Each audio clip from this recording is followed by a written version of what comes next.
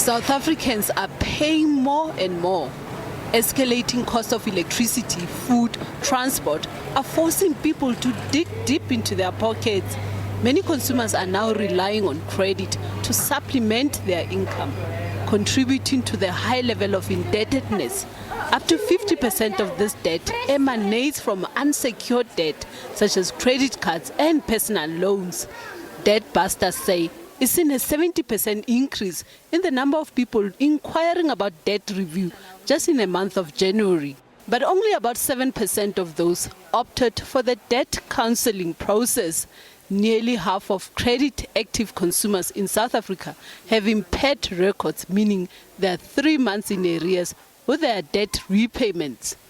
The reason why we've chosen February is because often after January period, once school fees and everything else has been paid, festive period is over, and consumers have gone about 6 weeks in between paychecks, they really feel the weight of the burden of debt on their shoulders.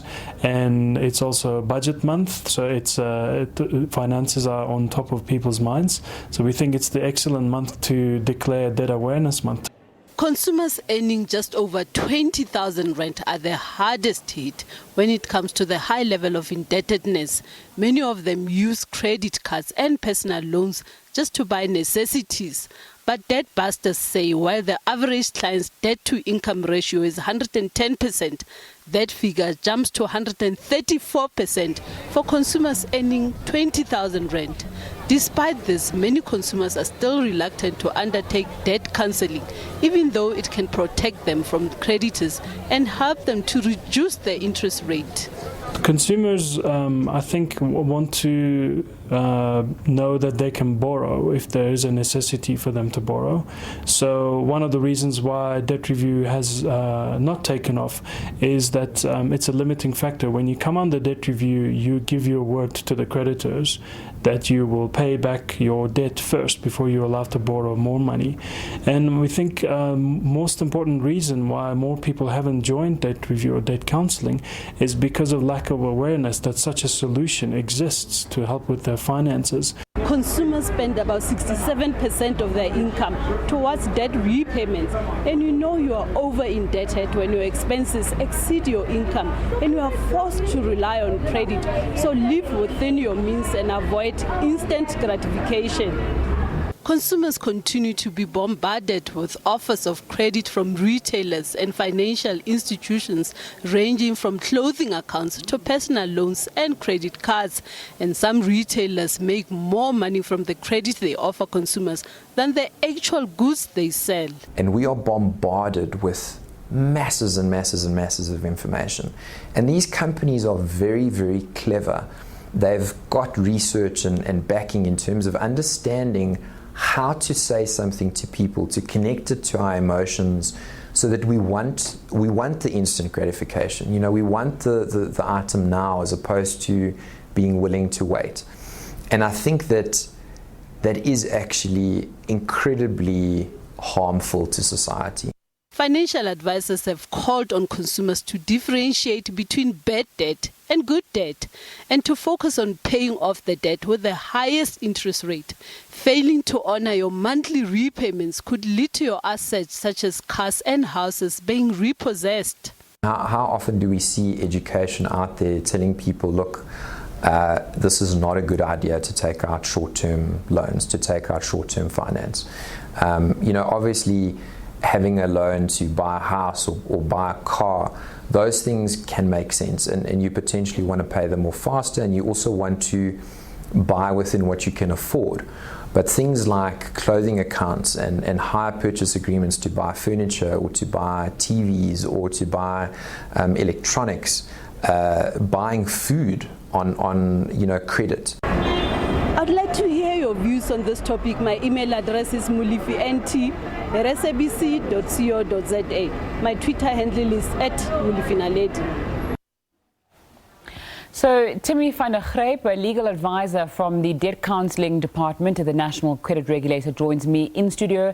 Thanks for your time on SABC News this afternoon. So, the number of consumers with impaired records increased to about 10.8 million, and the number of applications for credit increased to over 11 million. What can we read from those two numbers? Thank you, Zinga. When we look at those numbers, it shows that consumers are in trouble. Consumers cannot keep up with the pace, and when we look at the causes of over-indebtedness, they need to keep up with their lifestyles, and they're trying to fund the lifestyles that they do not have by obtaining more credit. Mm-hmm. How do you know that you are impaired and that there's a problem that you need to deal with? I think the critical moment is when you see that you cannot get through with your money, when you sit and at the end of the month you do your budget and you do not get through.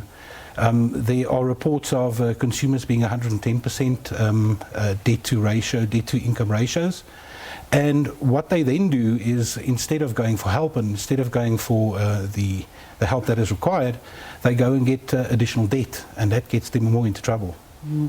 Talk to us about who's legally mandated to give this kind of help around debt, such as a debt counsellor, and how do you know, if you're watching, that the person that you may be going to is legitimately operating? Debt counsellors need to be registered with the regulator. They need to do a course, and they need to have some minimum qualifications, whereafter they are registered with us.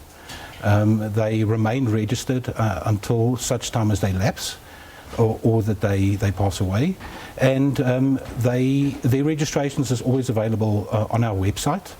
If you are unsure as to the registration, contact us and we'll assist you in that. But it is absolutely necessary for you to have the personal contact with that debt counsellor.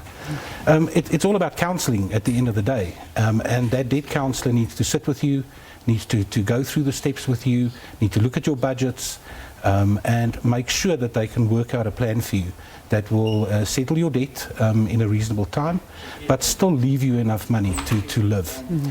So, absolutely important. Check that debt counsellor is registered with the National Credit Regulator, and make sure that you have that personal contact with your debt counsellor at all times. Mm-hmm. When you need to seek debt counselling, I know that there is sometimes an issue of people will not choose to extend further debt or credit to you if you've been for debt counselling. And what are the ramifications around seeking debt counselling? And Zinga, it's a part of the Act that you cannot go and get new credit while you're under debt counselling. That is because a long-term plan is worked out for you for the repayment of your debt, and for you to live during that time. And when you go out of debt counselling, when you're issuing with a clearance certificate, your credit records are cleared, and you can then actively participate within the credit market after that. There is no impediment. There's no time period after your debt counselling is completed and you have that certificate where you're allowed to borrow afterwards? There is you're not allowed there to. Is no time impediment. So let's talk about the number of applications received is said to have increased by 5.79%. And the number of applications rejected increased by 10.04% for the quarter ended September 2019. How are banks and financial institutions dealing with the kind of issues we've spoken about around credit in South Africa? I think there's a lot of regulations that deals with the issue. There's a lot of focus these days on reckless lending, not only from the debt counsellor side, but from the credit provider side as well. They really coming to the party. They're looking at the affordability of consumers. And that is the reason why it is down, why the rejections are up quite significantly, because the banks are looking at the situations, they're looking at the affordability correctly, and they're making sure that credits are not granted where it's not affordable. Mm-hmm. So I think it's a sign of the times. I think it's a sign that everybody is coming on board, and everybody's looking at consumer protection as an initiative for business. Timmy van der Grijp, thanks so much for your time on SABC News this afternoon. He's a legal advisor from the Debt Counselling Department at the National Credit Regulator, joining me in studio.